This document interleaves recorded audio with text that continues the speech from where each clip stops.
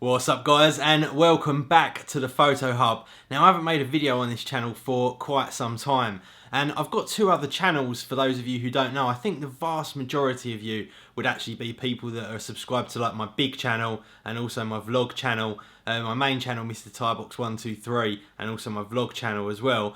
But this Photo Hub channel, I did start it a little while ago and I started to put some videos up. So for those of you that aren't aware of those other channels and seen me be ridiculously busy over with the other channels, I do apologise, and also thank you for hanging on in there. But yeah, I am back and I'm going to start making some more videos on this channel. Hopefully I've got a little bit more time to do so, and I've got a ridiculous amount of new kit to kind of talk to you guys about. So this is really just like a kind of little update video, let you know what I'm doing, what I'm up to, and also what I've got coming here on the channel. Now, this video is actually being recorded with my Nikon D800, which I've absolutely fallen in love with, and I absolutely adore the camera. I've been using it for all of my videos over on my Mr. Tybox123 channel, and you'll see I've got all these different effects, pans, slides, whole bunch of different stuff going on, and I've been overwhelmed really with the kind of quality of the video on the D800. The photos as well, absolutely fantastic with that kind of 36 megapixel sensor. The only thing that does let it down very slightly is the actual low light performance. Once you start going above about 3200 ISO, it really does kind of drop out. Now, my dream camera for quite some time has been a Canon 1DC. And the reason for that is obviously the vast amount of stuff that I do is with video. Although I do still take a hell of a lot of photos and I absolutely love my photography, the 1DC would be an absolutely ideal camera for me. But I am a Nikon fanboy, not necessarily a fanboy, but I've always used Nikon for both my photos and for my video, and I absolutely love all of my Nikon cameras and lenses, and I've got quite a bit of Nikon glass as well. So the change to a Canon camera would be a huge one, and the 1DC is obviously a very expensive camera. You're looking at somewhere in the region of about £10,000. So it would be a very, very big jump for me to go from not only to Nikon to that, but also to invest that kind of money. So what I decided to do was to go out and buy one of these. And this is the Canon 5D Mark III. I got it with the 24-105 kit lens. They call it a kit lens, but this is an L lens, so it's an f4 right the way through. So it's not really a kind of kit lens, very, very high quality. And I've been using this now for the last couple of days to just see how I get on with Canon cameras and how this compares to the D800. Now, I might actually do a full comparison on this. Let me know if you guys want me to. But what I've found so far, I've found a couple of things. First up, this is definitely not as sharp as the D800 when you're doing video. Definitely not. But this has got significantly better low light performance.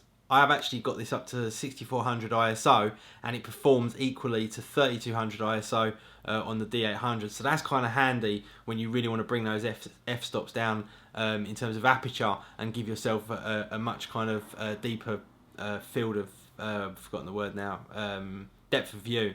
Depth of field, sorry. So they're kind of two immediate things that I've noticed. I also don't particularly like the way that the video comes straight out of the camera in terms of the look and feel. Now, I've watched some videos from Philip Bloom, and he says that the look of the video that comes out of the Mark III is not particularly great, and you need to mess around with it in post to get some nicer looking video. So I'm going to mess around with that and see if I can get something a little bit nicer out of it. But so far I've been kind of let down really by the video performance of the 5D Mark III, other than that beautiful low light performance. The other thing that's really annoyed me is this button here on the back of the Mark III is for choosing your focus point, and you have to press that before choosing your focus point. You can't just use the little keypad here on the back, or D-pad, whatever you want to call it, to choose your focus point without pressing that first, which is really annoying. On a Nikon, you can just select the focus point straight away. I don't quite get why you have to press that. Is there any other way of doing it from you Canon people out there? Please do let me know, because I find that quite annoying that you have to press that beforehand. I also find the fact that the way you work the ISO quite different, but I'm not quite sure if I prefer it or not, or if that's just a kind of sort of thing that I'm used to with the way you do it on the D800. But other than that, it's a beautiful camera. The HDMI out on the latest firmware is really nice, and I like the lens. Very, very nice lens, very nicely built.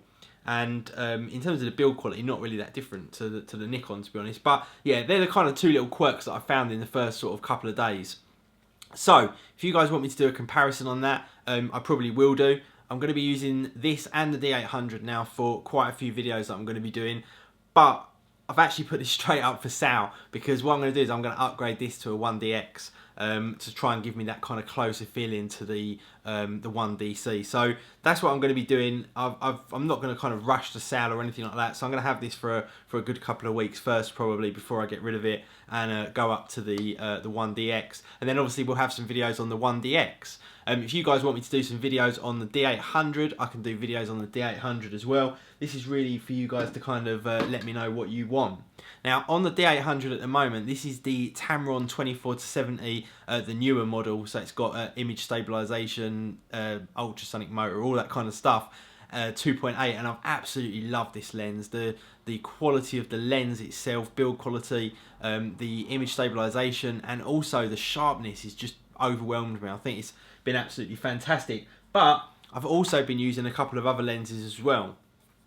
This one is the 105 2.8 DG Macro HSM from Sigma. This has got the image stabilization, and this is also a macro lens. And for those of you that have watched my Mr. Tiebox 123 videos, you'll see that I've got some shots that are literally like that close to the end of this lens, and they've come out absolutely beautifully, and I've been really impressed with that. This has got image stabilization in the horizontal and the vertical as well, so you can actually turn one or the other off when you're doing pans, which I found to be very, very useful with that lens. So if you guys want me to do a full review of that, again, let me know. And this has been my absolute favourite lens. I checked out before this I had a Nikon D7100 and I had the Nikon 1.850, and I absolutely loved it. So the first thing I had to get was a 51.8. A 50mm lens, and I checked around and it seemed that the Sigma was better than the Nikon, so I got this. This is the Sigma DGHSM f1.4 lens, and I absolutely love it. This is beautiful. This is definitely the best 50 1.4 lens that you can buy. It's definitely better than the Nikon one, which I also played around with. But again, if you guys want me to bring you a review or whatever you want on this particular lens, my phone is decided to start vibrating, then I can do that as well. And another kind of photography thing that I've been playing around with now for the past few months is this. This is the Nikon Coolpix, I can't remember the number, P7700. And this is an absolutely awesome compact camera. It's got the flip out lens, does full HD video, etc, etc. Very, very nice compact camera, with the one big difference being on this that it has got an external microphone input, which is absolutely fantastic. And it's very, very nice to use in manual. It's got lots of dials, lots of configuration, very, very quick to use.